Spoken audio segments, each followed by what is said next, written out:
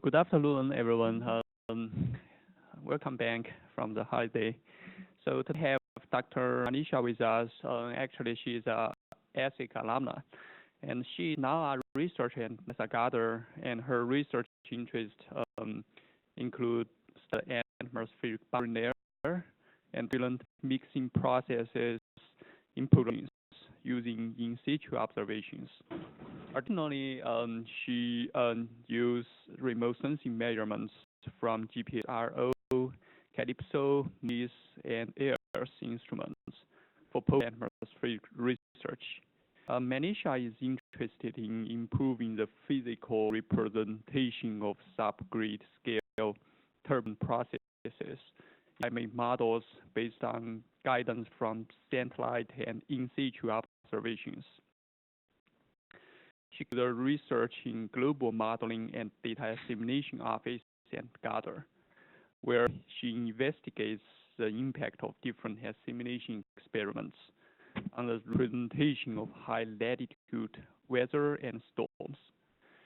On 2017 fellow of International Arctic Science Committee and is involved in the scientific activities of atmospheric working group. I'll give the book to Manisha.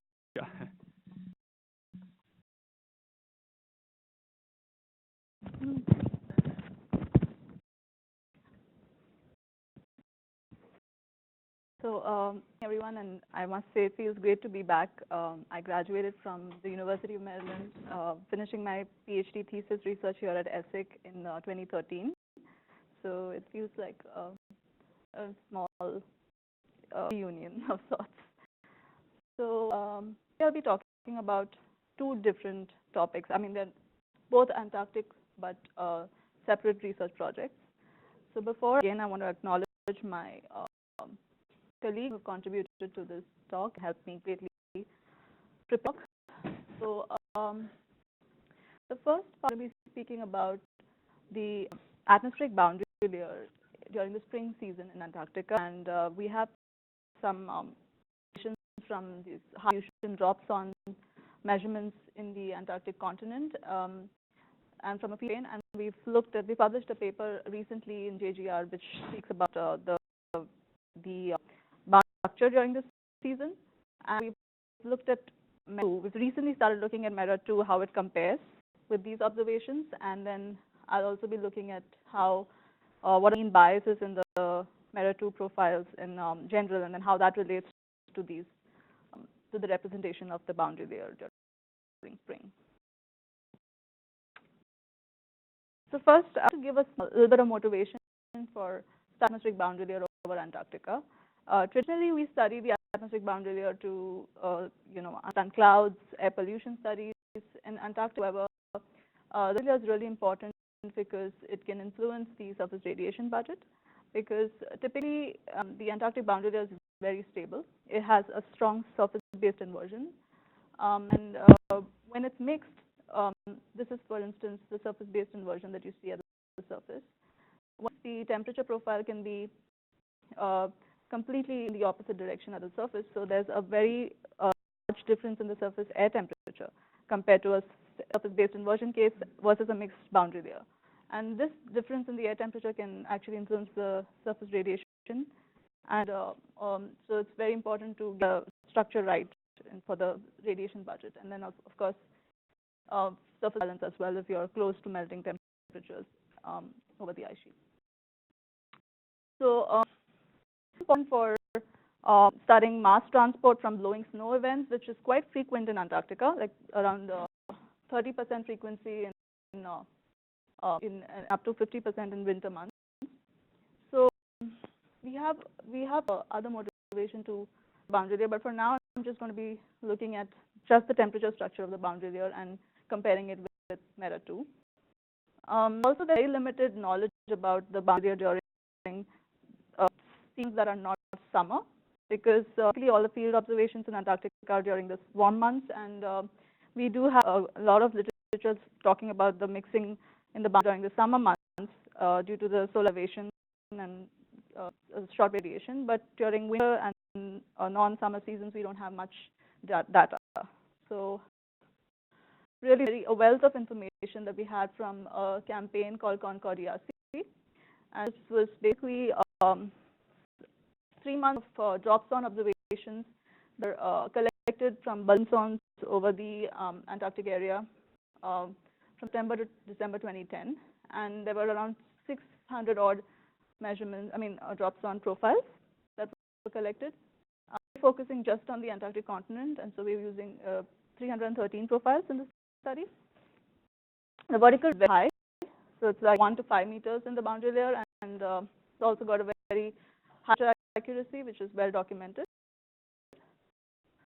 So had a smoothing filter just because of very vertical resolution. We've used a smoothing filter to average out some of the noise, but other than that, it's quite raw data set.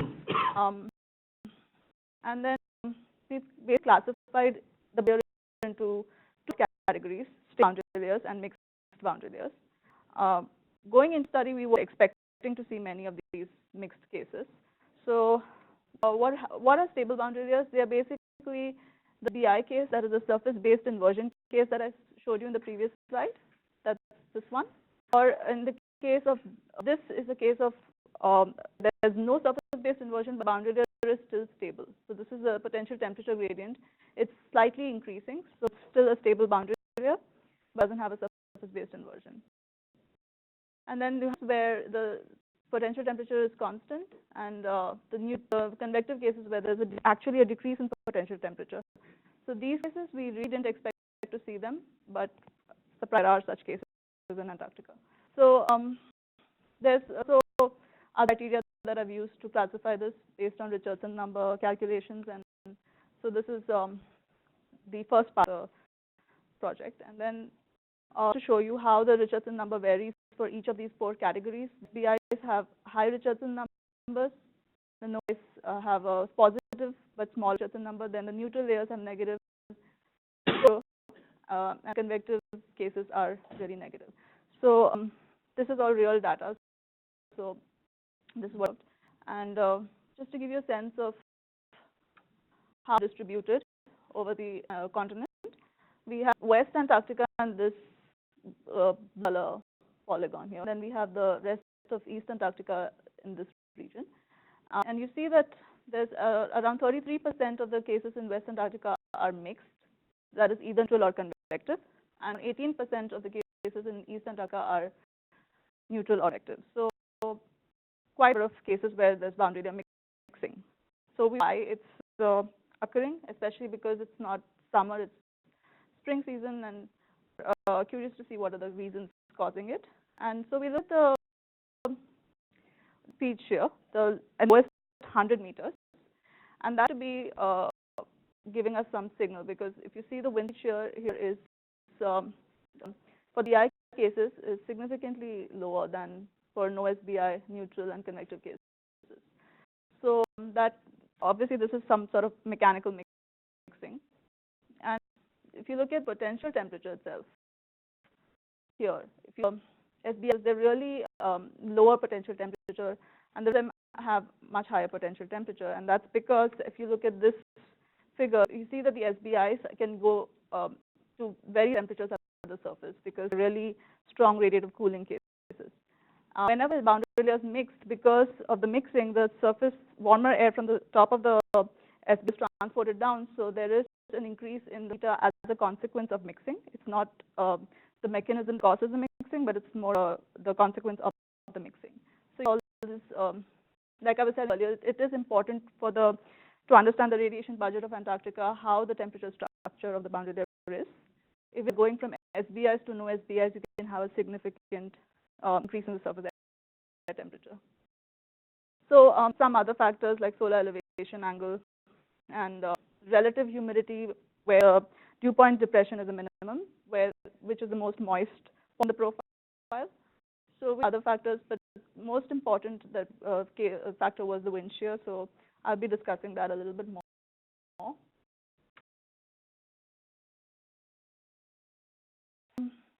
Antarctica, the adiabatic wind regime was a more prevalent regime from past literature. So we wanted to see if that had an effect on boundary layer mixing. So most of the cases in East Antarctica were associated with downsloping surface winds.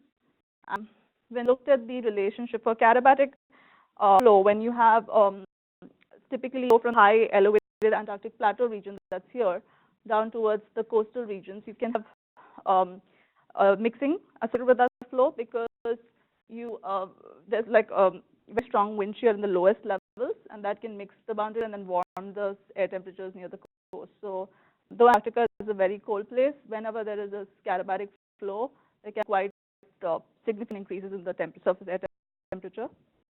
For those cases, in fact, we did see that there's a correlation between the surface theta and the surface wind speed, especially in the high elevation regions from the coast, which wasn't really expected, but it agrees with past modeling studies because there weren't any observations away from the coast, so there were many other studies that had found this, but then models have suggested that high elevation regions can have this strong warming effect, and the boundary layer can be mixed by that.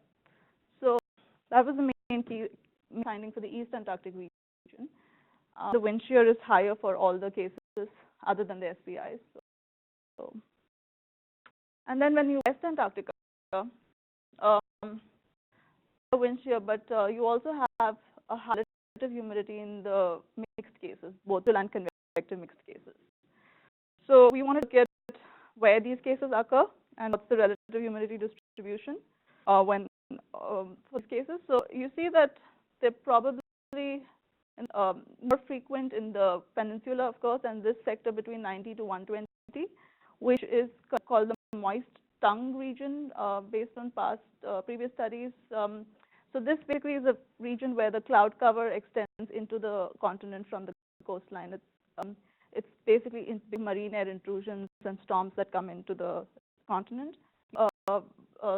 Higher fraction of cloud cover in this between 90 to 20, and that's where you have a lot of mixed layers as well. So that's sort of at synoptic scale for mixing the boundary layer, but we haven't looked at it in much detail. So look at the elevation angle to see the role, and over it wasn't a big factor in mixing the boundary layer, but we looked at the data, the elevation angle itself as a function of latitude. If you see, the mean is shown here in the standard deviation as well. So if you see, as you go towards your latitudes around the polar circle, you have smaller standard deviations because there's longer sunlit hours and there's basically polar day. So for those high latitude regions, that is south of 80 south, you have a correlation between the surface theta and the solar elevation angle. So it can contribute to the boundary layer mixing, but it's not definitely not the main factor causing the mixing.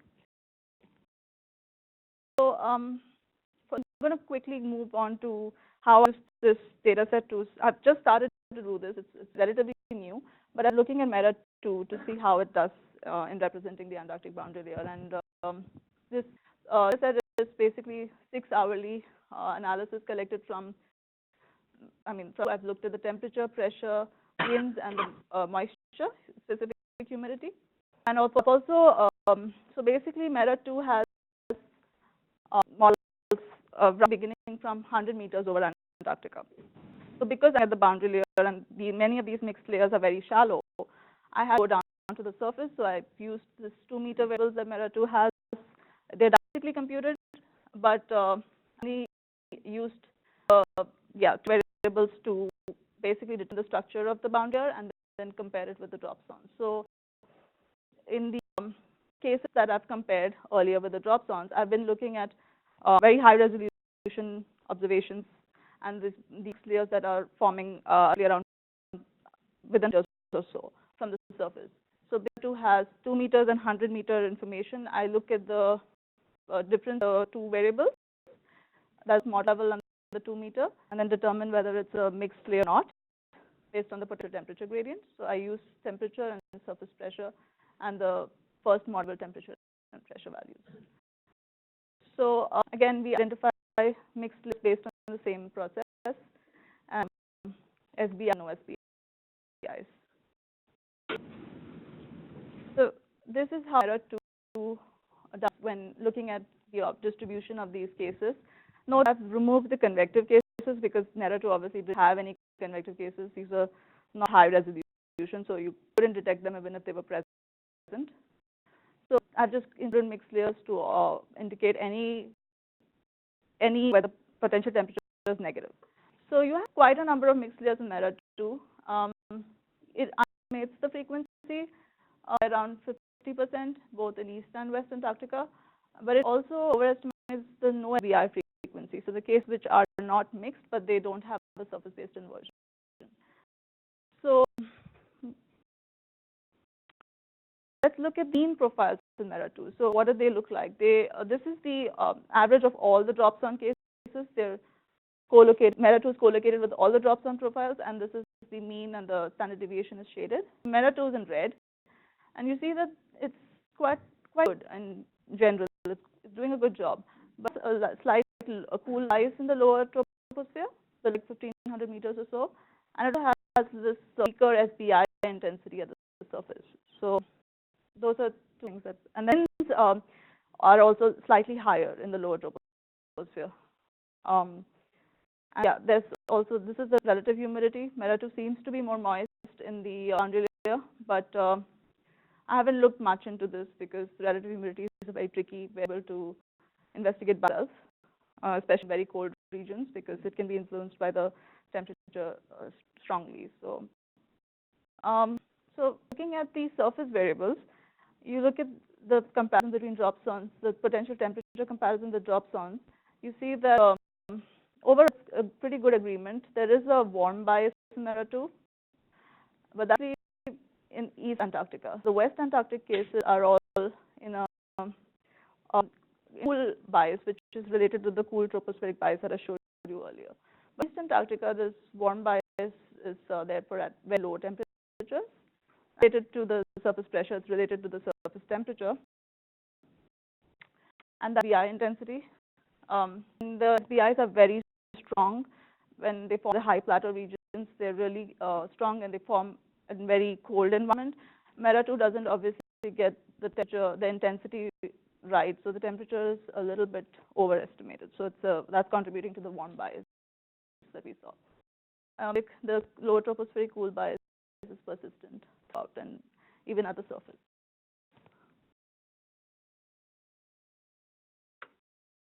I wanted to see how all this relates to the turbulence scheme in NERA 2, because essentially when you want to remove an SBI, you would need some sort of turbulence by the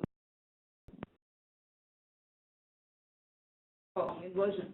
So NERA 2 basically has a two-part turbulence scheme. The first one is the log scheme, which is a non-local scheme, and means is that it computes the gradients that are computed for turbulence are calculated across a depth of model levels, not just the local gradients, so it's more accurate.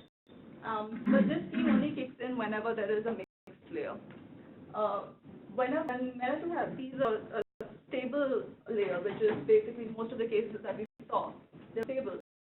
It employs this scheme, the Lewis and Galen scheme, and this one is a local scheme, so it only computes the local gradient, that is probably the first, second model levels, to look at the variables like Richardson number and so on to initiate turbulence. So there's this major difference between stable and unstable cases. And because we've been looking at, so even though the stable case is a local scheme, it does take into account the PBL depth from the previous time step.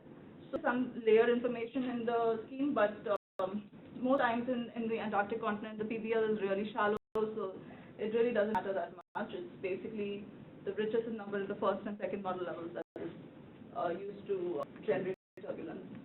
So I started looking at the wind shear in between the second model level and the first model level, which is what would be used to trigger the turbulence scheme. So if you see for East Antarctic, you do have higher wind shear for no SBI and mixed layer cases, which means that it is actually responding to the turbulence and moving the SBIs. Similarly for West Antarctica. So there is some broad agreement with observations when so NERA 2 does generate this mixing based on wind shear, and then also the temperature response to that mixing. So this is basically for East Antarctica. All the drop zones that have surface-based inversion are shown in green, the mean temperature for those cases and the standard deviation.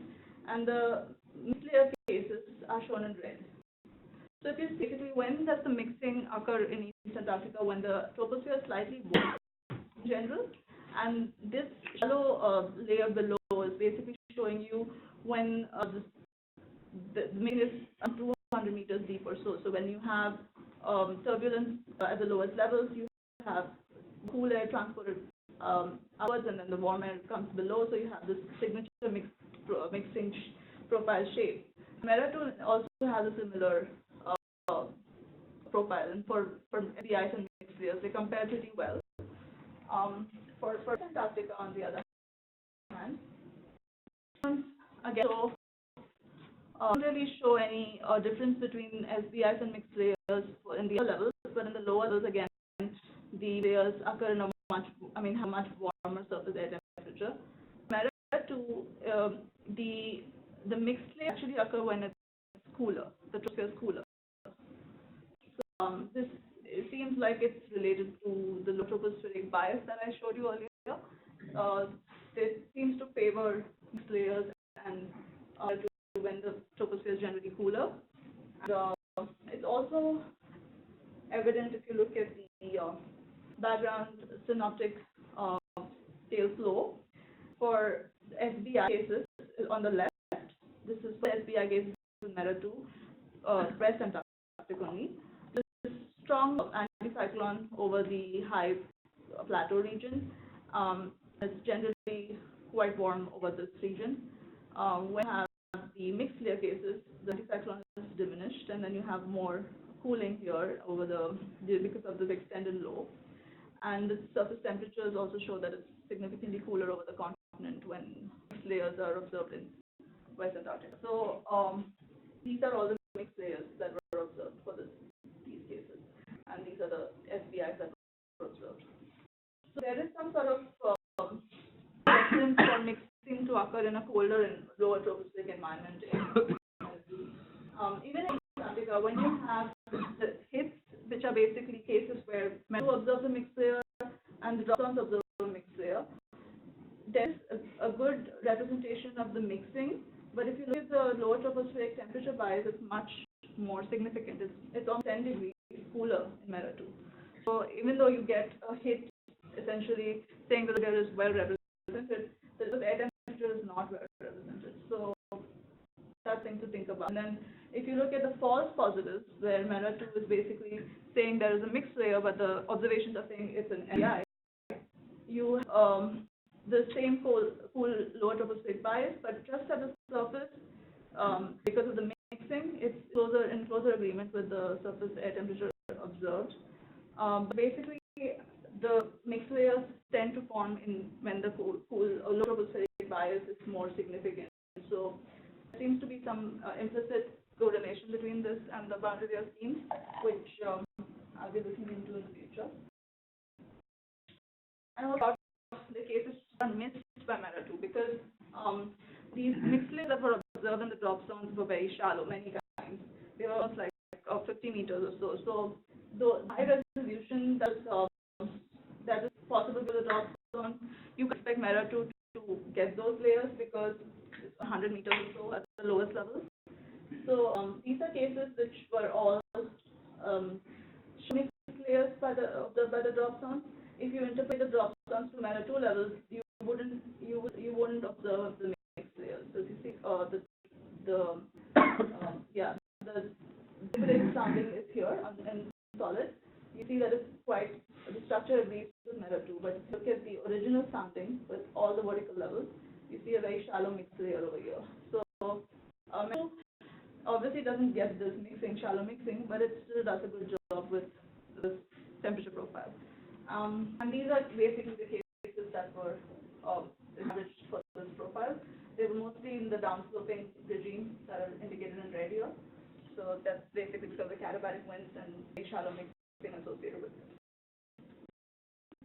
I think based on observations with high frequency of mixed layers in East and West Antarctica that were found recently in our paper. We think that MERA-2 does a pretty good job in reproducing these mixed layers. Obviously, it does a better job in reproducing the surface-based inversion SBI cases.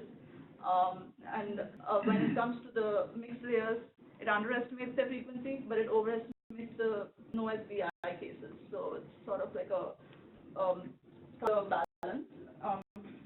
Driving mechanism, which appears to be wind shear as well in MERA-2, and there seems to be some sort of low tropospheric cool bias in MERA-2 that appears to favor boundary layer mixing. What is the connection with the turbulent scheme is still something that I'm exploring. And of course, there are very shallow mixed layers that are missed due to vertical resolution. This is kind of my first part of the talk, and I'll take any questions if the audience has any. Question. So in your abstract, and you actually mentioned using some GNSS data over that.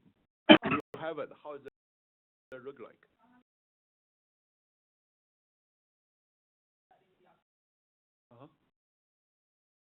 Oh, okay. Yeah. Okay.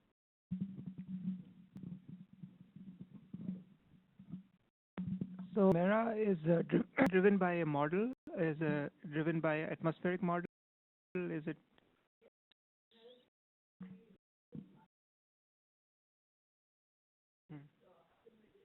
Operationally, observations and everything.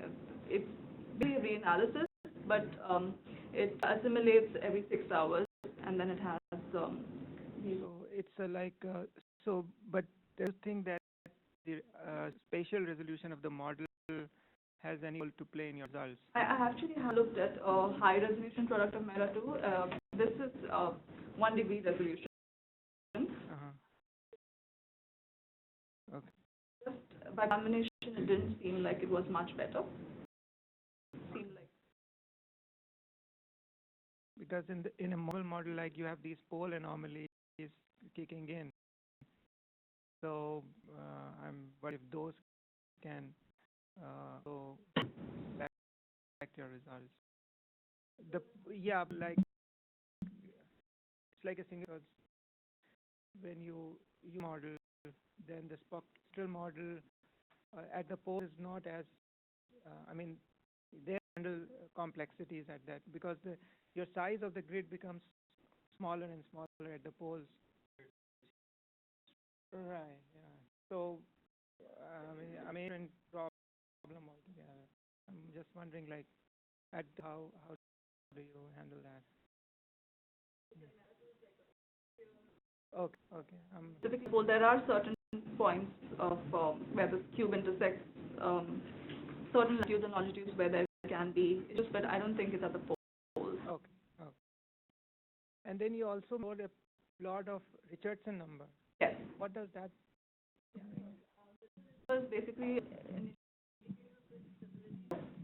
depends on the wind shear and the surface foot temperature gradient, both of which can make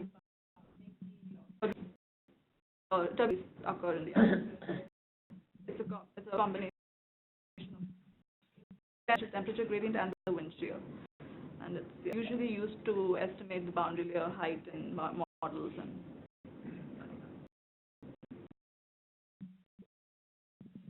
occasionally, there are instances where you can have flow separation from the surface, hydraulic jump.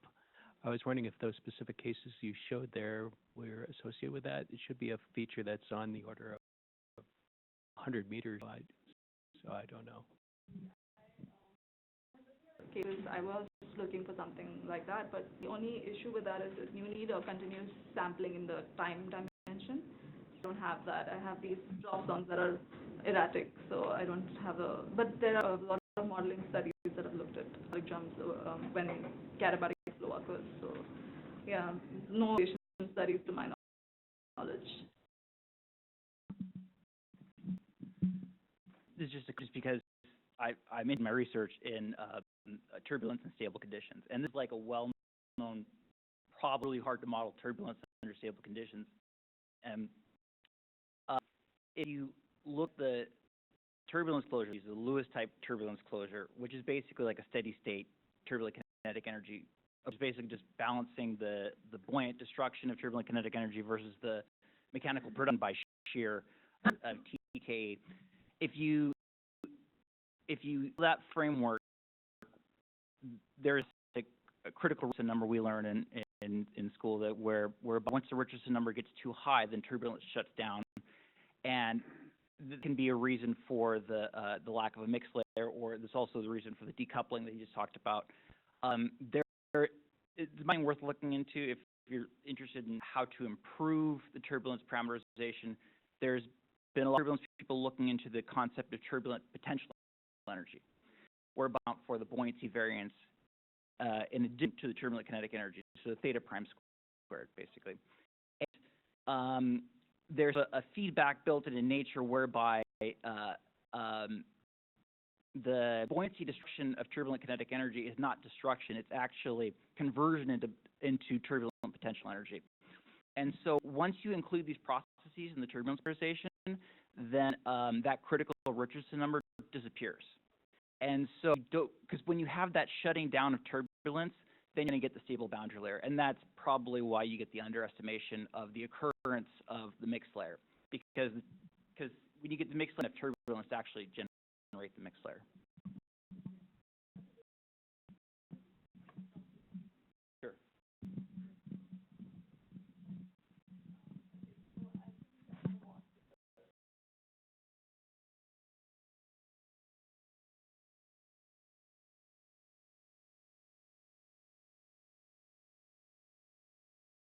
Is also used for MERA 2, but if you're using it at a higher resolution, the quarter-degree resolution. Sorry, did I say MERA 2 was a degree? I meant it was 0.5 degrees, not 1 degree. Sorry. It's a higher, twice the resolution of MERA 2. What I'm going to be looking at is Antarctic polar lows in this in some experiments from this model. So first describe what polar lows are, and then we'll look at the model experiment and design, some case studies, and some satellite validation.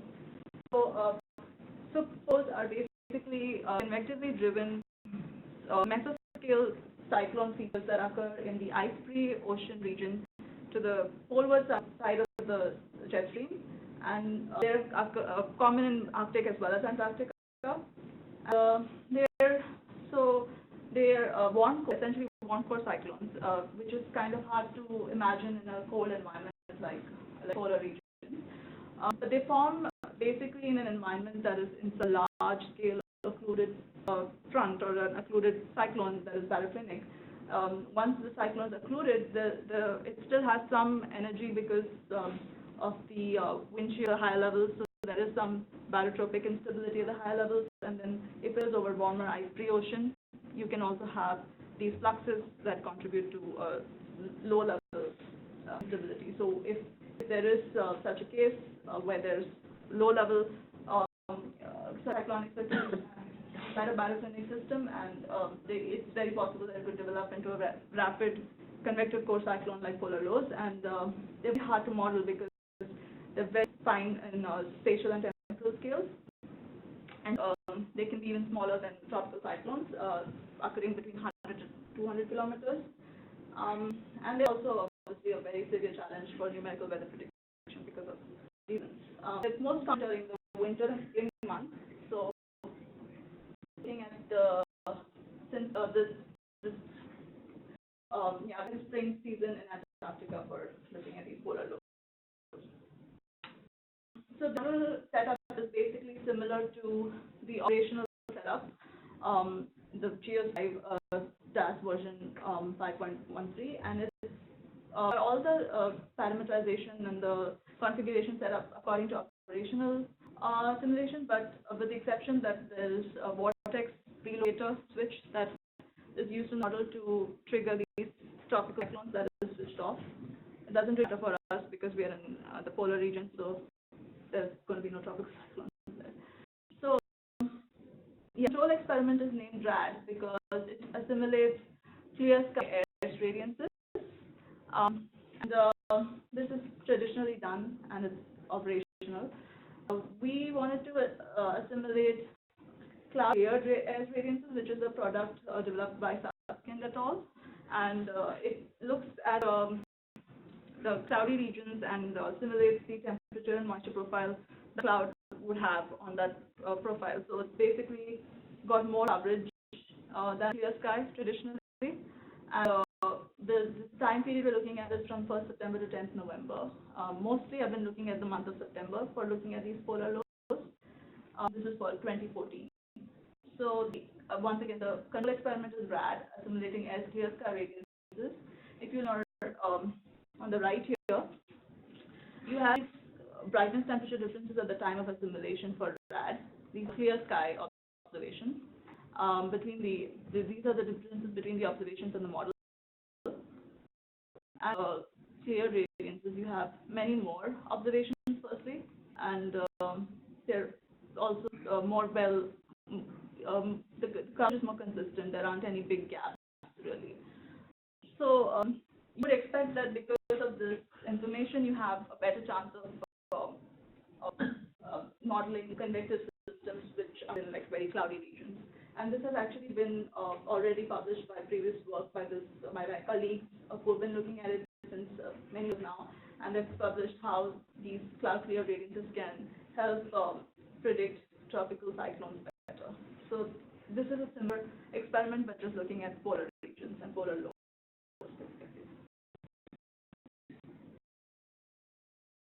So big differences in the cloud experiment and the control experiment. There's, for the month of September, we would touch the vertically integrated vorticity.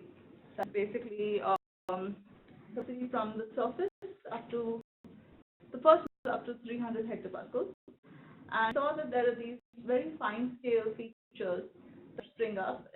They're more negative in the experiment compared to control.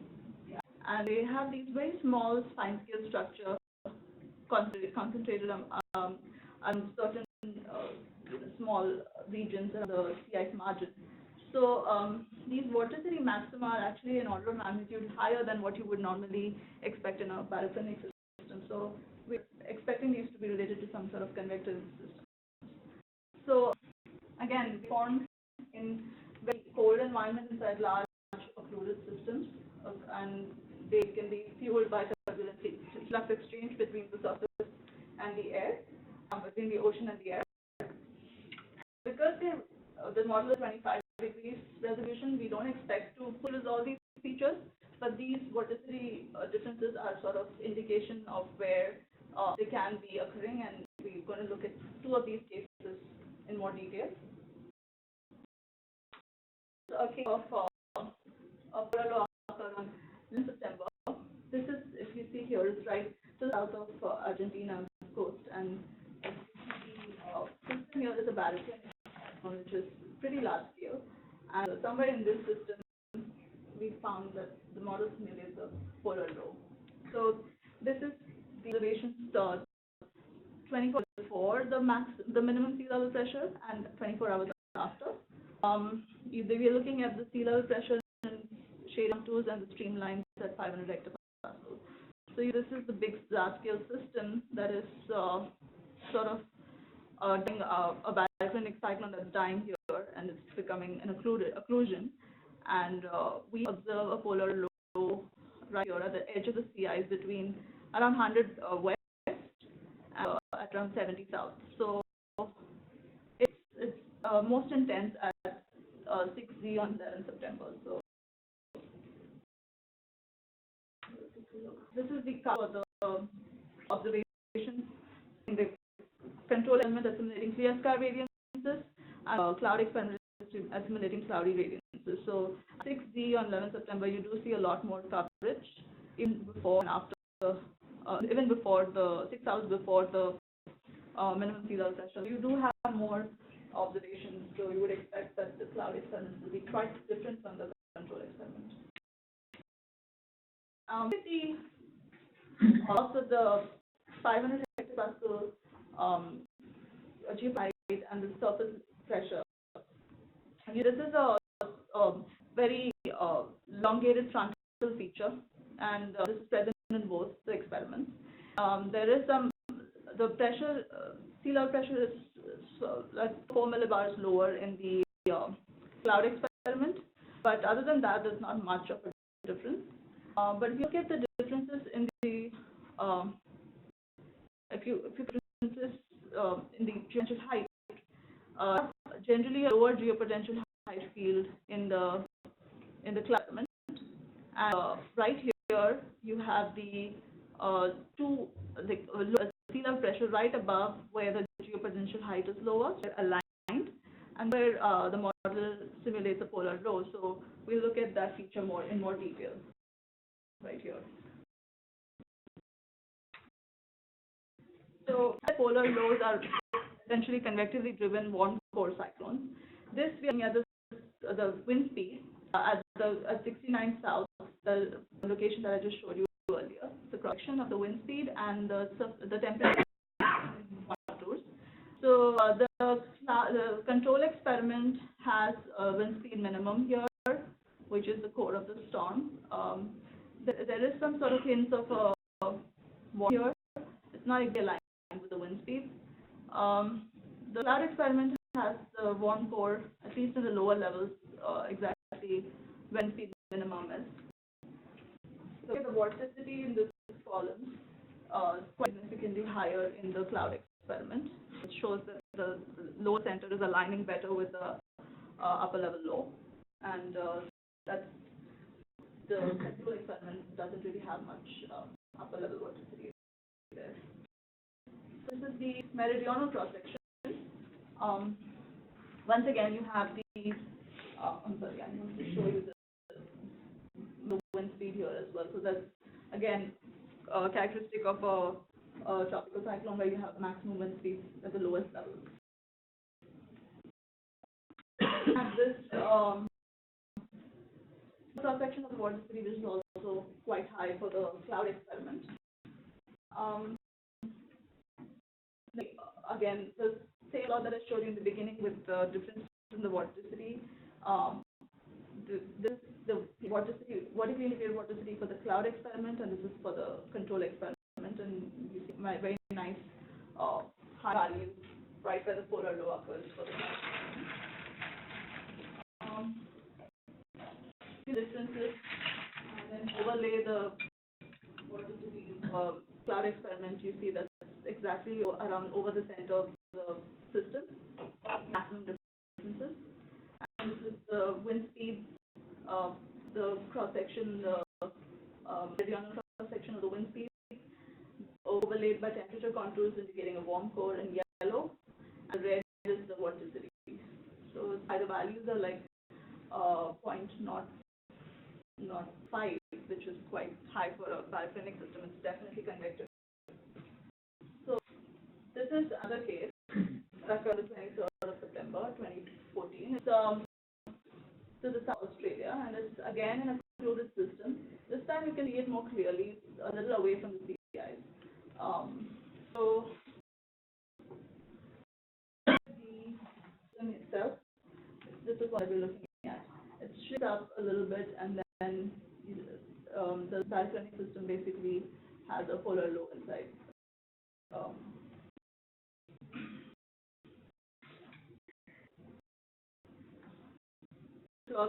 For that time period shows a lot of coverage in at 6Z when the minimum sea level pressure is recorded. So there's going to be differences between that and the control experiment and the cloud experiment because of this. Again, we compare the geopotential height and the surface sea level pressure, and you see that right here, where the sea level pressure is the minimum, you also have lower geopotential height in the cloud experiment. And in fact, this time they're very nice line. So you have lower geopotential heights in this whole region, and in the cloud experiment, you have lower pressure over this center, the upper level low. So it's very well with the lower and upper level lows are very well aligned in this case. Correction at 58 south. You see that there are these columns of low wind speed, and this one is basically the control experiment and shows hints of a warm core here, but in the cloud experiment you have a very sharp, well-defined warm core. So a better job at resolving this convection. And then look at the vorticity again, it's higher in the cloud element. Here it's more broad. This is a narrower column as well. And you have the maximum and the wind speed here at the low levels. This is the jet. The meridional cross-section of vorticity as well. This is better represented in the cloud experiment. So this is the vertically integrated vorticity for cloud. Again, you have a maxima here in the cloud experiment. If you look at the differences,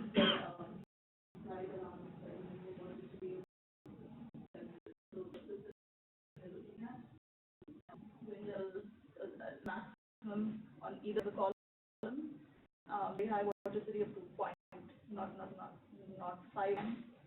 So this is basically a one-core cyclone, and it's generally a cloud experiment. The trend study is going to be validating these systems because we don't have any operational best track or anything like that for polar loads like hurricanes have. So we've been looking at some satellite data, and for instance, for the case of 23rd September, when the minimum sea level pressure was observed at 60, we have Modus at 720, and this is the system that we're looking at. This is an occluded cyclone, and this is where the polar lows formed in the model. So you have higher cloud top height here, suggesting there is some sort of activity. We looked at SSMI data. This is the wind speed from the same time period. It's between 0 to 2 hours before the system was observed. This is where the system is in the model, the control and the cloud experiment, and the wind speed matches up quite well with both the control cloud, large scale wind speed. This is the total column water vapor, which also broadly matches up. The system is here, unfortunately, outside the field of view, but have it here in the model. If you zoom in, you can see the differences between the and the cloud experiment. It has more rotation, and there are total little water in the cloud experiment. So, this is some concluding points. Polar loads are really difficult to predict and to forecast, and because of their extremely fine scales and short-lived nature. There is some evidence that we can detect these polar lows in the geoscience at quarter-degree resolution by looking at the vertically integrated vorticity. The addition of cloud theory we will have to go to high resolutions to resolve these features, and maybe 4D bar can help in that. We're going to start looking at some 4D bar experiments to see how they're represented. If you have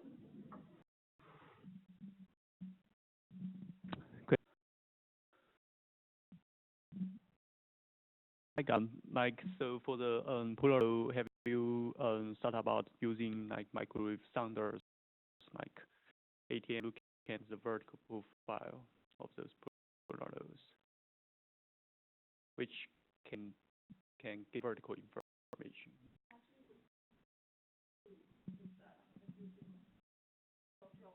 It's very hard to find that type of information, especially in these cloudy.